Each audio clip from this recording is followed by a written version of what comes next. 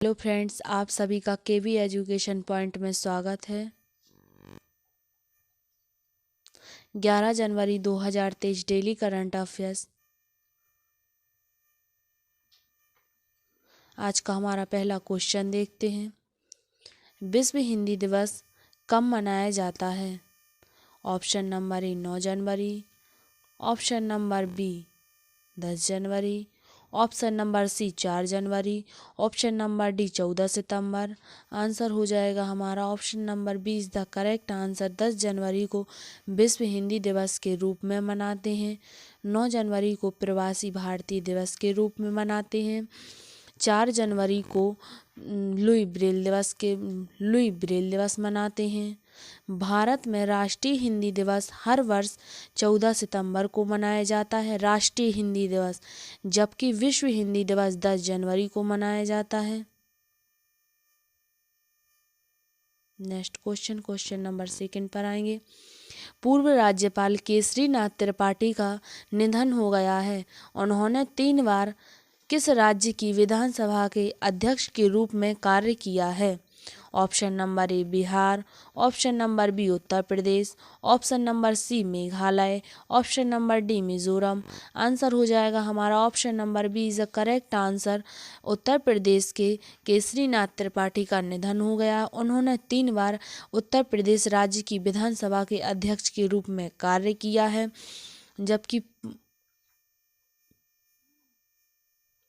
जबकि पश्चिम बंगाल, बिहार और 2 अन्य राज्यों के पूर्व राज्यपाल केसरीनाथ की आयु में उत्तर प्रदेश में उनके प्रयागराज स्थित घर में निधन हो गया है। केसरीनाथ त्रिपाठी ने जुलाई 2014 से जुलाई 2019 तक पश्चिम बंगाल के राज्यपाल के रूप में कार्य किया था। इससे पहले उन्होंने उनके पास बिहार, मेघालय और मिजोरम के राज्यपाल के रूप में छोटे कार्यकाल के लिए अतिरिक्त प्रभार भी थे। स्वर्गीय केसरीनाथ त्रिपाठी ने उत्तर प्रदेश विधानसभा के सदस्य के रूप में इलाहाबाद दक्षिण निर्वाचन क्षेत्र का 5 बार और 1 बार झांसी सीट का प्रतिनिधित्व किया था। कानून की डिग्री रखने वाले पूर्व राज्यपाल केसरीनाथ त्रिपाठी ने 1991 से 2004 के बीच 3 बार उत्तर प्रदेश के विधानसभा के अध्यक्ष और राज्य सरकार में मंत्री के रूप में भी कार्य कर चुके हैं। नेक्स्ट क्वेश्चन नंबर 3 पर आएंगे। G20 की थीम पर अंतर्राष्ट्रीय पतंग महोत्सव का आयोजन कहाँ किया जा रहा है? Option number A Jaipur, option number B Delhi, option number C Bhopal, option number D Ahmedabad.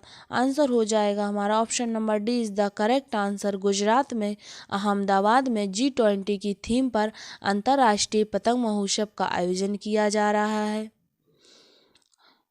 Gujarat अंतर्राष्ट्रीय पतंग महोत्सव अहमदाबाद में 8 जनवरी से बड़े जोश और उत्साह के साथ शुरू हुआ। साबरमती रिवर फ्रंट में गुजरात पर्यटन द्वारा आयोजित मुख्यमंत्री भूपेंद्र पटेल ने 2 वर्ष के अंतराल के बाद आयोजित होने वाले उत्सव का उद्घाटन किया है। इस बार महोत्सव का आयोजन G20 की थीम है एक धरती, एक परिवार, एक भविष्य पर किया जा रहा है। अहमदाबाद के अलावा सूरत, बड़ोदरा, राजकोट, द्वारका, सोमनाथ, धोरडो और केवड़िया में भी अंतर्राष्ट्रीय पतंग महोत्सव का आयोजन किया जाएगा। इस आयोजन में भाग लेने वाले 68 देशों में ऑस्ट्रेलिया, कनाडा, फ्रांस, रूस, जर्मनी, ग्रीस, इजराइल, मिस्र, Colombia, Denmark, New Zealand, Indonesia, Italy, Mexico, दक्षिण अफ्रीका, बेल्जियम, बहरीन, इराक और मलेशिया शामिल हैं। इसे गुजरात के सबसे बड़े त्योहारों में से एक माना जाता है। Question number 4। नीदरलैंड के किस खिलाड़ी ने फ्रांस के बेंजामिन वोंजी को हराकर अपना पहला एटीपी टूर खिताब जीता है? ऑप्शन नंबर ए वर्जिल वेन, option number C Tallon Griekspoor, option number C Robin Haase, option number D Igor Sijsling. Answer हो जाएगा हमारा टॉलन ग्रिक्सपोर ने फ्रांस के बेंजामिन वोंजी को हराकर अपना पहला एटीपी टूर खिताब जीता है। नीदरलैंड के टोनल ग्रिस्पुन ने टाटा ओपन महाराष्ट्र के रोमांचक फाइनल में फ्रांस के बेंजामिन वोंजी को हराकर अपना पहला एटीपी टूर खिताब जीता है। हार्लेम में जन्मे ग्रिस Tallon Griekspoor 2002 USA open semifinalist जेंग साल्केन के 2001 में स्टॉकहोम में जीतने के बाद से हाईकोर्ट खिताब जीतने वाले नीदरलैंड के पहले खिलाड़ी बन गए हैं। दोनों खिलाड़ियों ने वालेवेडे स्टेडियम में पूरा भरा हुआ भरे सेंटर से कोर्ट के दर्शकों के सामने शानदार प्रदर्शन किया है और अपनी लुभावनी शॉट मेकिंग और दृढ़ता से प्रशंसकों को मंत्रमुग्ध किया। नेक्स्ट क्वेश्चन नंबर 5 पर आएंगे। अमेरिकी प्रतिनिधि सभा के अध्यक्ष के रूप में किसे चुना गया है? Option number A Nancy Pelosi, option number B Kevin McCarthy, option number C Paul Brown, option number D sir Lindsey Graham. Answer हो जाएगा हमारा option number B is the correct answer. Kevin McCarthy को अमेरिकी प्रतिनिधि सभा के अध्यक्ष के रूप में चुना गया है। अमेरिका के राष्ट्रपति जो बाइडेन हैं। अब जो बाइडेन अमेरिका के 46वें राष्ट्रपति हैं, जबकि वहाँ की उपराष्ट्रपति कमला हैरिस हैं जो 49वें क्रम की हैं। जो बाइडेन और कमला हैरिस के बाद केविन मैकार्थी अमेरिका के तीसरे सबसे बड़े पद पर नियुक्त हुए हैं। रिपब्लिकन नेता केविन मैकार्थी को अमेरिकी प्रतिनिधि सभा के अध्यक्ष के रूप में चुना गया है। वॉशिंगटन के शीर्ष विधायक के रूप में चुने जाने के लिए 57 वर्षीय मैकार्थी को अंतिम टैली में 2016 वोट मिले थे, जो हाउस बिजनेस की अध्यक्षता कर रहे हैं। वह सदन में हाउस मॉनिटरी लीडर के तौर पर काम कर रहे थे। केविन मैकार्थी अमेरिकी प्रतिनिधि सभा के 95वें अध्यक्ष हैं। 57 वर्षीय केविन मैकार्थी ने प्रतिनिधि सभा में डेमोक्रेटिक पार्टी के नेता 82 वर्षीय नैन्सी पेलोसी का स्थान लिया है। अमेरिकी राष्ट्रपति जो बाइडेन और उपराष्ट्रपति कमला हैरिस के बाद केविन मैकार्थी तीसरे सबसे बड़े वरिष्ठ अमेरिकी पद पर नियुक्त हुए हैं। नेक्स्ट क्वेश्चन नंबर 6 पर आएंगे। भारत के किस मुख्य न्यायाधीश को हार्वर्ड लॉ स्कूल सेंटर द्वारा वैश्विक नेतृत्व के लिए पुरस्कार के लिए चुना गया है? Option number A Uday Umesh Lalit, option number C Nuthalapati Venkataramana, option number C Sharad Arvind Bobde और option number D Dhananjaya Yeshwant Chandrachud. Answer हो जाएगा हमारा option number D is the correct answer. D Y Chandrachud को हार्वर्ड लॉ स्कूल सेंटर द्वारा वैश्विक नेतृत्व के लिए पुरस्कार मिला है। यू ललित जो 49वें क्रम के चीफ जस्टिस ऑफ इंडिया हैं। नुथलापति वेंकटरमण भारत के 48वें चीफ जस्टिस ऑफ इंडिया हैं। शरद अरविंद बोबड़े भारत के 47वें चीफ जस्टिस ऑफ इंडिया हैं, जबकि डी वाई चंद्रचूड़ वर्तमान में भारत के 50वें चीफ जस्टिस ऑफ इंडिया हैं। मुख्य न्यायाधीश डी वाई चंद्रचूड़ ने नवंबर 2022 में भारत के मुख्य न्यायाधीश के रूप में शपथ ली है, जो वर्तमान में भारत के 50वें मुख्य न्यायाधीश के रूप में कार्यरत हैं। भारत के मुख्य न्यायाधीश डी वाई चंद्रचूड़ को देश और दुनिया भर में कानूनी पेशे के लिए उनकी आजीवन सेवा के सम्मान में हार्वर्ड लॉ स्कूल सेंटर द्वारा वैश्विक नेतृत्व के लिए पुरस्कार के लिए चुना गया है। यह पुरस्कार उन्हें 11 जनवरी को एक ऑनलाइन कार्यक्रम में प्रदान किया जाएगा। नेक्स्ट क्वेश्चन नंबर 7 पर आएंगे। सार्वजनिक उद्यम सर्वेक्षण 2021-22 में किस सार्वजनिक क्षेत्र के उपक्रम को सेवा क्षेत्र में प्रथम स्थान प्रदान किया गया है? Option number A power finance corporation limited, option number B ग्रामीण विद्युतीकरण निगम, option number C national thermal power corporation, option number D power grid corporation of India. Answer हो जाएगा हमारा option number D is the correct answer. Power grid corporation of India को सार्वजनिक उद्यम सर्वेक्षण 2021-22 में उपक्रम को सेवा क्षेत्र के लिए प्रथम स्थान प्राप्त किया है।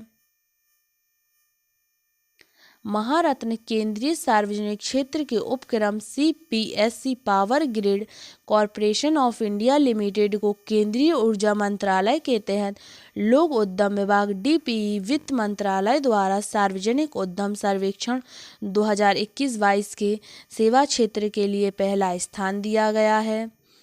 कंपनी को 23 अक्टूबर 1989 को कंपनी अधिनियम 1956 के तहत national power transmission corporation limited के रूप में शामिल किया गया था। नेक्स्ट क्वेश्चन नंबर 8 पर आएंगे। पेटीएम पेमेंट्स बैंक लिमिटेड के नए MD और CEO के रूप में किसे नियुक्त किया गया है? Option number A Atul Chakravarti, option number B Surendra Chawla, option number C Sashidhar Jagdishan, option number D Rajeev Lal. Answer हो जाएगा हमारा option number B is the correct answer. Surendra Chawla को पेटीएम पेमेंट्स बैंक लिमिटेड के नए MD और CEO के रूप में नियुक्त किया गया है। Paytm payments bank limited PPBL को अनुभवी बैंकर सुरेंद्र चावला को अपना नया प्रबंध निदेशक MD और मुख्य कार्यकारी CEO के रूप में नियुक्त किया गया है। रविवार को भारतीय रिजर्व बैंक RBI ने इसे मंजूरी मिल गई है और उनकी नियुक्ति की अवधि 3 वर्ष है। नेक्स्ट क्वेश्चन नंबर 9 पर आएंगे। बर्मिंघम में under fifteen British junior open squash tournament का खिताब किसने जीता है? Option number A Asita Bhengra, option number B Sunaina Kuruvilla, option number C Anahat Singh, option number D Suhela Hejam. Answer हो जाएगा हमारा option number C is the correct answer. Anahat Singh को बर्मिंघम में under fifteen British junior open squash tournament का खिताब जीता है। भारतीय स्क्वैश खिलाड़ी अनाहत सिंह ने बर्मिंघम में सबसे प्रतिष्ठित ब्रिटिश जूनियर ओपन टूर्नामेंट में लड़कियों के अंडर-15 स्क्वैश का खिताब जीता है। 14 वर्षीय अनाहत सिंह ने फाइनल में मिस्र की सुहेला हेजम को 3-1 से हराया है। नेक्स्ट क्वेश्चन नंबर 10 पर आएंगे। किस नीति के तहत भारत ने श्रीलंका को अपनी सहायता के रूप में 75 यात्री बसें सौंपी हैं? Option number A stand up India योजना, ऑप्शन नंबर बी पंचशील योजना, option number C connect central Asia, option number D neighbourhood first. Answer हो जाएगा हमारा option number D is the correct answer. Neighbourhood first नीति के तहत भारत ने श्रीलंका को अपनी सहायता के रूप में 75 यात्री बसें सौंपी हैं। भारत ने नकदी की तंगी वाले देश में सार्वजनिक परिवहन बुनियादी ढांचे को मजबूत करने की दिशा में अपनी सहायता के तहत श्रीलंका को 75 यात्री बसें सौंपी हैं। भारतीय सहायता से श्रीलंका को कुल 500 बसों की आपूर्ति की जाएगी। नेक्स्ट क्वेश्चन नंबर 11 पर आएंगे। प्रवासी भारतीय दिवस 2023 की थीम क्या है? ऑप्शन नंबर ए आत्मनिर्भर भारत में योगदान, ऑप्शन नंबर बी कोविड के बाद की चुनौतियों का सामना करना, ऑप्शन नंबर सी प्रवासी अमृतकाल में भारत की प्रगति के लिए विश्वसनीय भागीदार, ऑप्शन नंबर डी अपना भारत अपना गौरव। आंसर हो जाएगा हमारा option number C is the correct answer. प्रवासी अमृतकाल में भारत की प्रगति के लिए विश्वसनीय भागीदार प्रवासी भारतीय दिवस 2023 की थीम है। प्रवासी भारतीय दिवस 9 जनवरी को मनाया जाता है। यह हर वर्ष 9 जनवरी को उसी दिन मनाया जाता है जिस दिन महात्मा गांधी 1915 में दक्षिण अफ्रीका से भारत वापस आए थे। इस वर्ष के प्रवासी भारतीय दिवस 2023 सम्मेलन का विषय प्रवासी अमृतकाल में भारत की प्रगति के लिए विश्वसनीय भागीदार है। नेक्स्ट क्वेश्चन नंबर 12 पर आएंगे। एमपी मध्य प्रदेश के CM ने यूथ गेम 2022 के मशाल शुभंकर और थीम सॉन्ग का अनावरण किया। खेलो इंडिया यूथ गेम 2022 के 5वें संस्करण का मैस्कॉट टॉर्च और एंथम हिंदुस्तान दिल की धड़का हो। हिंदुस्तान का दिल धड़का दो का अनावरण मुख्यमंत्री शिवराज सिंह चौहान ने किया है। खेलो इंडिया की मशाल का नाम अमरकंटक दिया गया है। इस पर मां नर्मदा की आकृति बनाई गई है। मध्य प्रदेश खेलो इंडिया यूथ गेम की 5वीं संस्करण की मेजबानी कर रहा है। 30 जनवरी से 11 फरवरी तक होने वाले इस खेल आयोजन में 13 दिनों तक 8 अलग अलग शहरों में 6,000 खिलाड़ी अपने खेल कौशल का प्रदर्शन करेंगे। पहली बार कायाकिंग, कैनोइंग, कैनो स्लाम और फिशिंग नाम के वाटर स्पोर्ट्स खेलो इंडिया गेम्स के इस संस्करण में हिस्सा होंगे। Thanks for watching.